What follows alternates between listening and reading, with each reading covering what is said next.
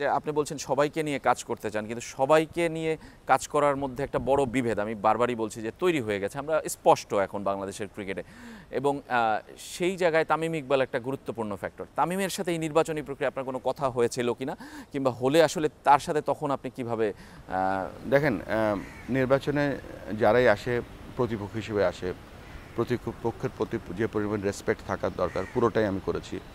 একবার মিটিং হয়েছে এবং আমি আমার সর্বোচ্চ লেভেলের রেসপেক্ট দেখেছি। আই ওয়াজ ভেরি কোয়াইট, অনেক কথা শুনেছি সব জায়গা থেকে। আর এখানে আপনি বলছিলেন যে এখানে একটা দল বা এখানে কিন্তু আমরা যখন কাজ করব এখানে বাধা যেটা বলছিলেন, এখানে কিন্তু কাজ হবে হচ্ছে ডিপার্টমেন্ট ওয়াইজ। আমাদের 21টা ডিপার্টমেন্ট আছে, 21টা ডিপার্টমেন্টে 21টা লিডার থাকবে, 21টা লিডারের উপরে কিছু ম্যানেজমেন্ট থাকবে এবং পুরো সম্পূর্ণ অ্যাকাউন্টেবিলিটি তাদেরকে দেওয়া হবে।